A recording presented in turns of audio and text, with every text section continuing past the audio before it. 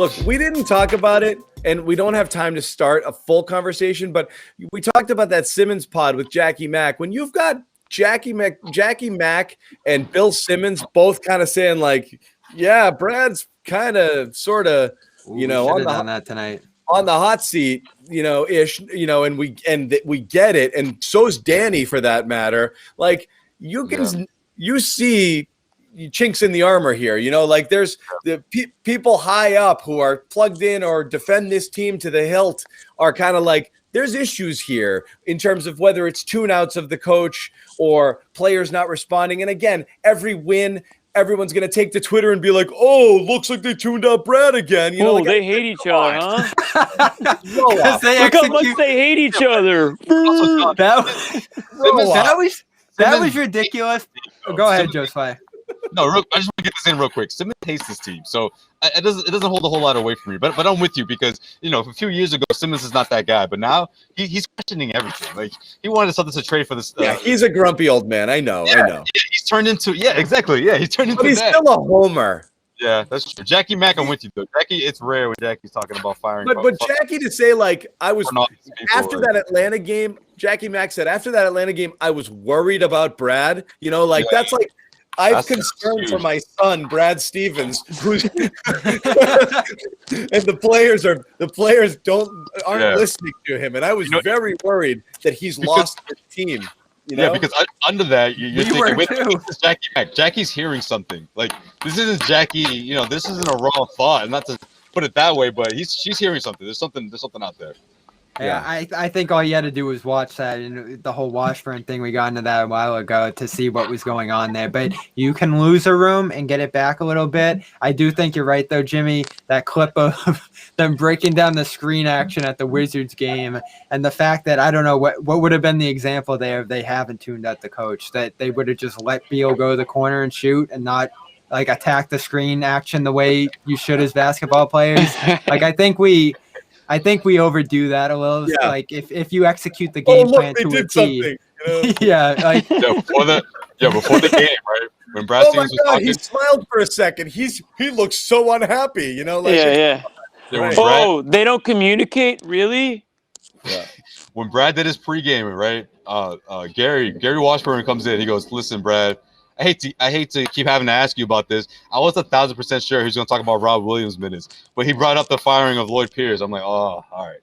I was like, come on, Gary, come with it, Gary. Do you think they're next? Yeah. Yikes. I still think he's gonna keep firing those tough questions to Brad and keep it coming. Like that's like Washburn has had a great year, even back to the bubble. Oh yeah, ever since he saw a shirtless Marcus Smart, man, he's been all over it. Over it. You need that. You need someone kind of holding it to account and asking questions that are uncomfortable. And he asks those questions, and it's fair. You got a team that has high expectations, that's playing well below them, and you want to talk about, okay, you want to hold people accountable for it. And Brad can take it. Brad takes it. That's what we were saying is it's amazing how reluctant some people are to ask, where Brad is extremely good. And we've talked about these radio interviews he's been on where they flat out ask him, did you lose the room? And he's like, I understand why you would ask that. He takes a lot on himself.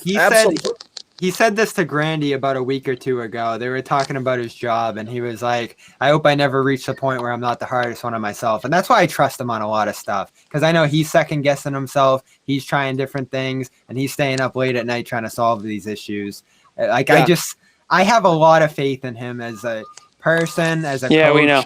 And I think it's been earned. I really do. The anecdote that Jackie gave was an interesting one, though, because one of the things she talked about was when Brad was young and he was at a Pacers game and he watched like a famous, game where Reggie Miller, when Larry Bird was a coach, hits a big shot and Bird just sits there like this and he doesn't move, and it's a big game and a playoff game and Bird sat there stoically as if nothing had happened. And he was like, that's what I want to be. I don't want to raise it too high when they go. And remember in the early games when the Celtics were hitting these crazy shots, Isaiah's going bananas, and you had these gifs, of Brad on the sideline and the whole place. Yeah. And like, okay, timeout, come over here and talk. And everyone loved it then. They don't love it now when things are good. So you love that he could maintain that level of calm and composure at those times and not act like a freak. And now people are mad because he's not throwing chairs or being demonstrative, because it's almost like it's less that approach is what people think the team needs. It's that we're angry. We want you to be angry too. Right. And that's what I think the biggest issue with fans is like, how aren't you as mad as I am right now? And they see him calm, and they're like, do you care? I think Tatum suffers from that too, because you see that's the problem. Right. And you want people to feel the way you feel sometimes. And I think that's why those guys get killed a little bit. You need a little bit of everything. Smart brings the fire on this team, and I think that's enough. Maybe they need one more. Not enough. It's not. Maybe they need one more guy like that. Yeah, you're right, Jimmy. They probably need one more guy like that. But like you also need Young, right? Something like that. Yeah. Is that who he is? I don't know. So. But then everyone says they're soft or they don't care, and I don't know that that's the case. It's just like I said, is everyone wears it a little different, This is my thing. There's evident proof that Brad does it a different way. Whether it's calling these guys out in pressers, speaking directly to them, being assertive with it. The question is, does that get through? And I don't think we know that. I don't think we have an answer for that with this team in particular, because that has worked with past teams. I think he's called them out in ways they've gotten answers. Used to remember they'd have those awful losses and then they just bounce back, guns blazing the next night. Yeah. You don't see that as much anymore. They go on a little longer tears. They go up, they go down. Yeah. The energy level is pretty consistent. So, listen, I've said all year there should be heat on Brad. Firing is not even a question given his track record, but he's worthy of criticism. But but everything's on the table at the end of the year. If this season goes kerplunk, if they, God forbid, miss the playoffs, or an embarrassing one and done, everyone's going to be looked at. There's no question about that.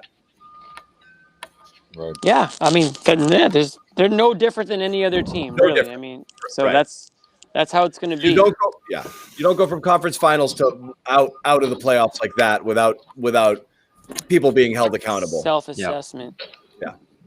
Right. Well, we won't jump to that just yet. Well, let's get through the All-Star break. We're not in Kemba year 4, and we're not not at the end of this year where they've already been eliminated. There's hope. Hold your horses, John. We'll get there.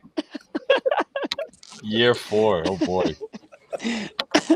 Want to give you something to look forward to. You'll all be boomers by the time we get there. Yeah.